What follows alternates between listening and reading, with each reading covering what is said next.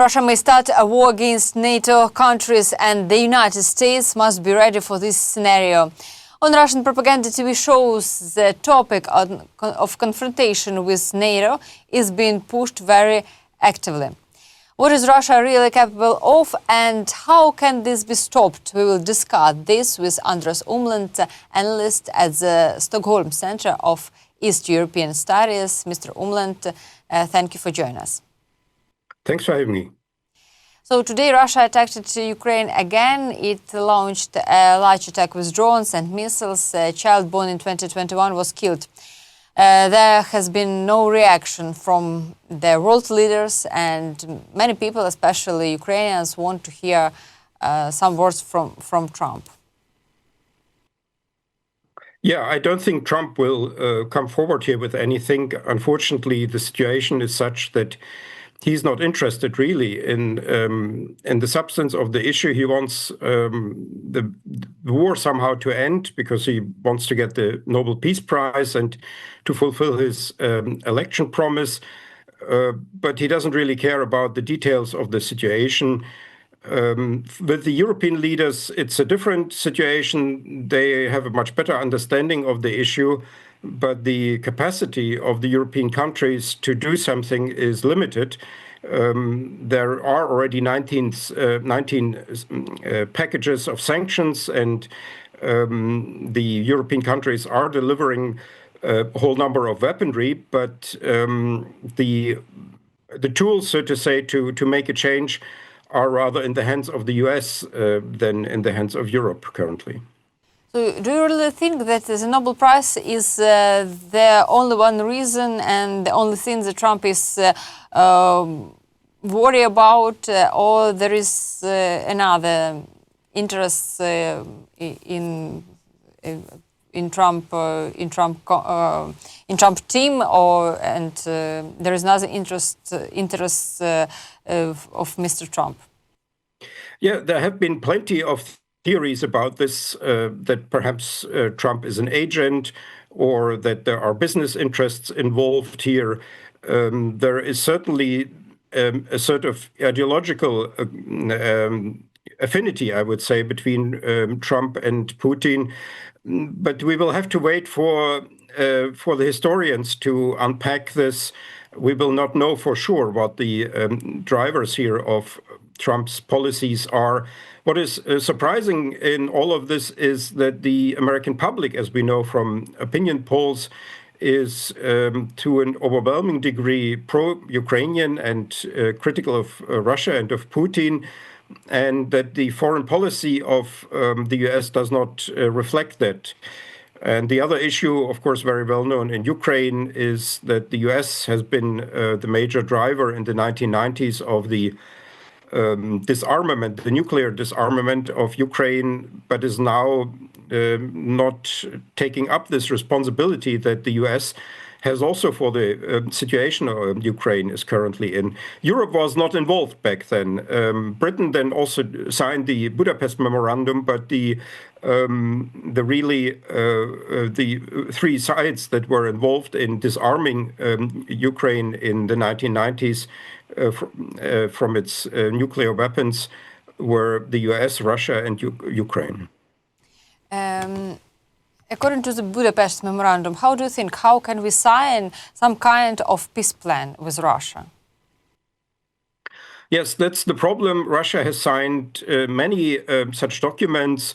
For instance, also a treaty with Moldova about the withdrawal of its troops, but this treaty is 31 years old already, but the Russian troops are still there. The same goes for Georgia. There's also a treaty about withdrawal of troops, which Russia is not fulfilling. And we know, of course, the Minsk agreements and so on, and also the Budapest Memorandum. Also, so the big question would indeed be if there is something signed with Russia, whether Russia would fulfill such an agreement. And that's why I think this agreement can only be signed with the assumption, basically, that Russia may not fulfill it, and that the pressure on Russia will be such that it will be deterred from not fulfilling the treaty in a rather open way. so that there can then perhaps be indeed a longer-lasting peace. And I have some arguments that doesn't show that Russia wants peace. Russia also keeps building its military industry, which also shows that it doesn't want peace. It's just became bigger and bigger, its military industry. I mean, how do you think, what does Russia trying to discuss with this peace plan? What is what Russia trying to achieve with this peace plan? I think basically it's a negotiation theater. It's something made for Trump and for the larger international community to try to persuade Trump and others that Russia is ready for negotiations, that it's seeking a peaceful solution, when in fact it's simply asking Ukraine to voluntarily cede territory and sovereignty. And so Russia would be perhaps ready to also accept a diplomatic victory instead of a military victory, but in fact it is not really preparing for peace. And now indeed, as you rightly said, the problem for Russia is that the whole society, the economy, is so militarized that one wonders what the regime would do when there would be indeed suddenly a ceasefire and there would be no enemy anymore, and the production of the military-industrial complex would not be used anymore, and hundreds of thousands of soldiers would be returning home, disgruntled perhaps also soldiers. So the war is now also a way for the regime to survive, and that's why we cannot accept here any peace on in a sort of balanced way. I think the peace can only be achieved through pressure, military pressure on the front line, and economic pressure via sanctions. No, I'm absolutely agree with you, and I have also some arguments to show you that Russia doesn't want peace. Belarus and China are building a factory together to make ammunition for Russia. And what do you think? What is China preparing for? Unfortunately, China seems to be also interested in the continuation of the war. For China, this war is a way to distract the US from the Pacific territory, from Taiwan, and from the other American allies close to China. And this is something also that divides the West, Europe, and the US, and it's something that distracts the Western countries from this larger conflict between a rising China and autocratic China on the one hand, and the democratic West on the other. So unfortunately, although there's a lot of talk from Beijing about peace, I think the opposite is actually true. The practical behavior of China shows that it is interested in a continuation of the war. At the same time, the media said that Putin lives in an illusion about the situation at the front. His generals tell him that Russia is advancing everywhere, but this is not true. How do you see Russia's current strategy? I don't think Putin has that many choices. I think he is behaving the way he behaves because that is basically the only strategy left. As we discussed earlier, if there would be suddenly a ceasefire, that would be problematic for the regime, for the economy, for the society of Russia. But also the war is not going as well as portrayed by Russian propaganda. So there's little movement on the front line, in fact. But Russia is hoping, of course, that the Western alliance will break, that the financial support and the military support of the Western countries will go down, and that Ukraine will break somehow. And that is, so to say, his only chance in this situation. And so he is now, I would say, in a deadlock, and he's doing, basically, he's pursuing the only strategy that is currently for the preservation of his regime viable. At the same time, we see the information in media. The Washington Post writes that the Russian economy may not survive in 2026 and could collapse. How do you think how this affects Russia's ability to continue the war? I'm not an economist, so I wouldn't comment on this directly. But unfortunately, so far, the history of the full-scale invasion has shown that Russia can find ways around the sanctions, that it can run such a war economy. It's now certainly looking much worse than it looked in 2022-23, when actually the economy was rising because of the rising military demand. Now there's no growth anymore, but still perhaps the economy can somehow survive. China is supporting this. So unfortunately, we will have to proceed from the worst case scenario that the economy will somehow continue to function. And that's why more sanctions are needed, and also more military and financial support for Ukraine is needed. This should be US sanctions or the European sanctions, I don't know, the 20th package of the European sanctions? Well, in the best of cases, of course, both. And the sanctions had effect.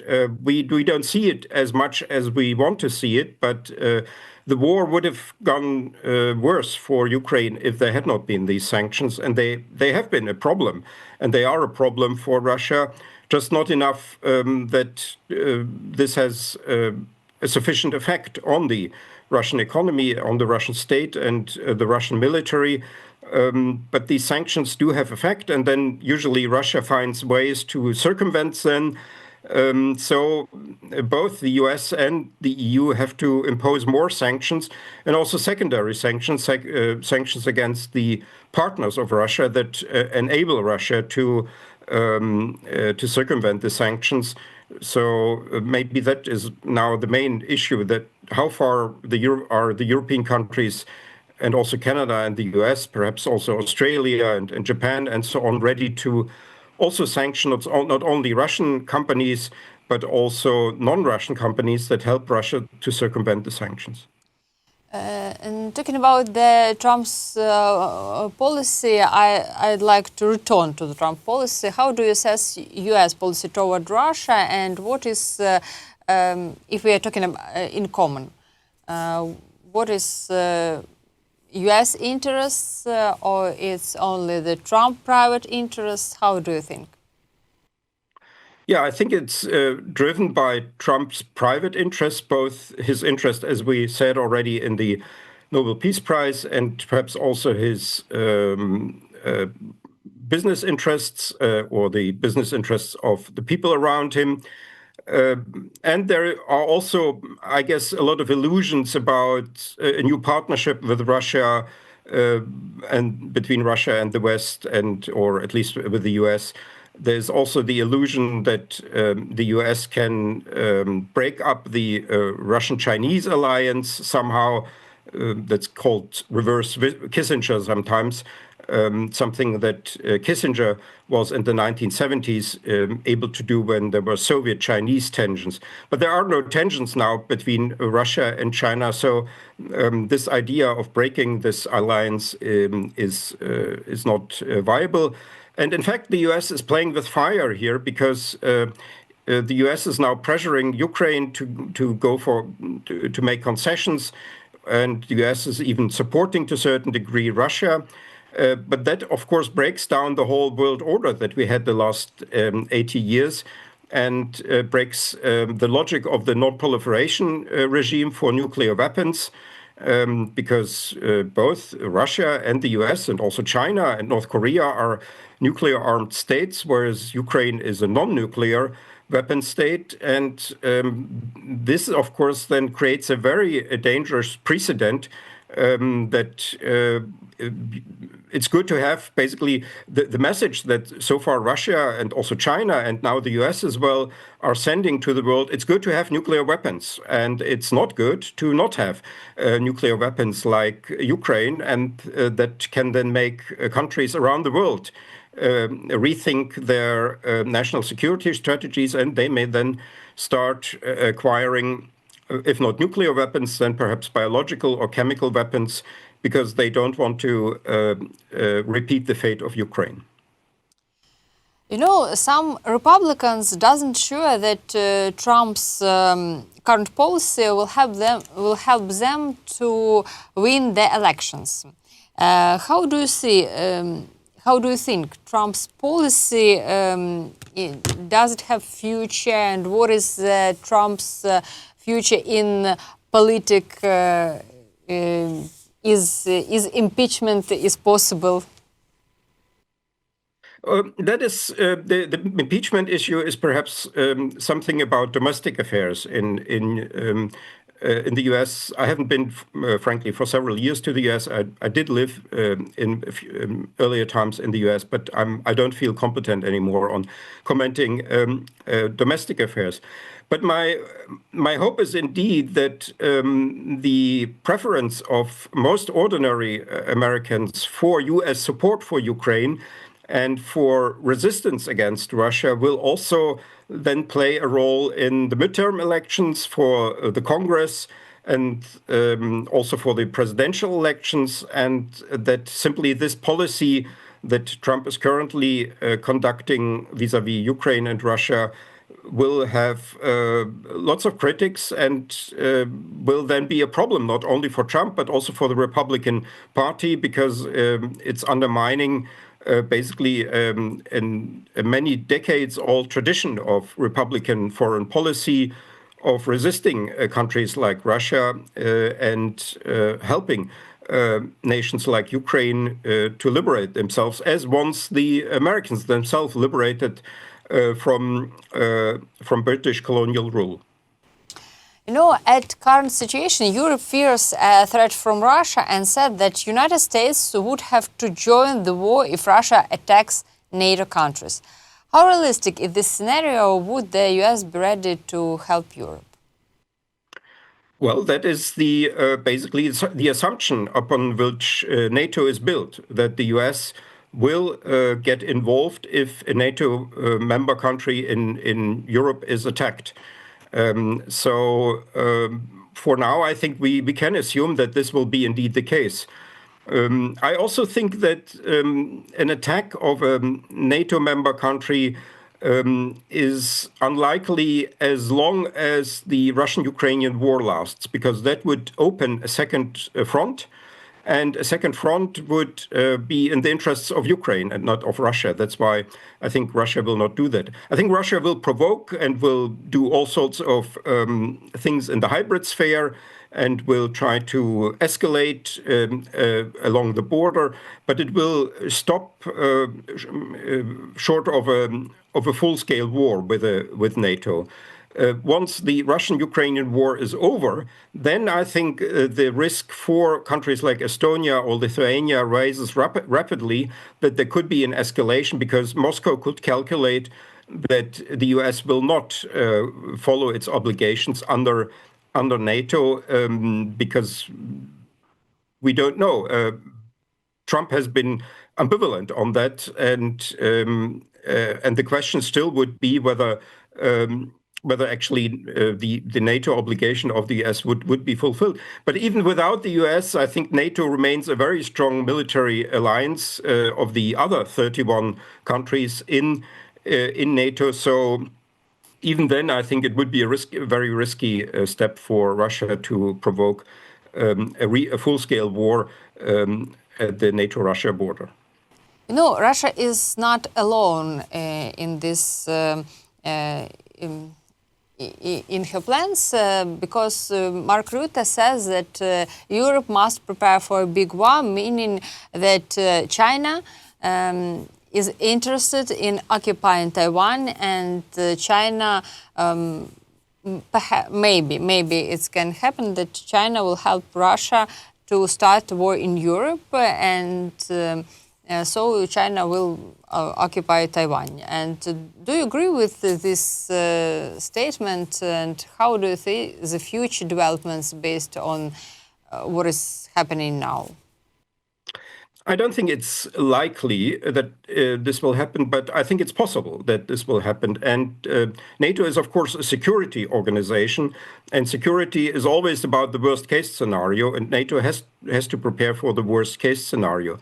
As I said, China may be interested in the war and in other wars in Europe. The question is still for me whether Russia would go for a war against NATO, even under the assumption that the US does not get involved, because I don't think that will happen, frankly, as long as the Russian-Ukrainian war lasts. But after that, I don't think it can be excluded, but still it would be something that is sort of counterintuitive for me that this will happen. But of course, countries like Estonia or Lithuania, Poland, Latvia, they cannot assume that the decision makers in Moscow will always act rationally. They have to assume also that Russia may start a war against a NATO member country, as irrational as this may be, because there may be other non-rational or domestic forces that are driving this. So, of course, the NATO has to prepare for this worst-case scenario. In a way, also, the Russian war against Ukraine is irrational, and it's actually putting under question the unity of the Russian Federation, because the Russian Federation now, according to the Russian constitution, includes 5 territories that are not recognized as belonging to the Russian Federation. And that is, of course, then in a domestic crisis, economic crisis situation that could then trigger a domino effect within the whole Russian Federation of territories that cede from Russia and try to find their way somewhere else. So this is also, in a way, a very risky operation, the so-called special military operation for Russia. But Russia did it and is doing it. And so it could also happen, perhaps something like that to a NATO member country. I think Russia analyzed some mood in Europe, and how do you see this mood? Are Europeans ready to confront Russia directly? Currently, perhaps they are not very ready. The technological advance that has now taken place in the last 4 years at the Ukrainian-Russian front has also led to a modernization of the Russian army. And the Russian army is now, of course, much stronger than it was in 2025 because of this experience and because of this modernization it has gone through. And the European armies are trying to catch up with this. But what we see now also in Europe is a sharp rise of expenses of spending for defense. So the whole of Europe is currently arming up, and basically with every day, Europe is better prepared for a war with Russia. Mr. Umland, I very appreciate you for this stream, and I'll ask our viewers, please press the button like on this video and leave your comments, say us where you're watching from. I'll remind you, Andreas Umland, analyst at the Stockholm Center for East European Studies, was the guest of this stream. Thank you. Thanks for having me.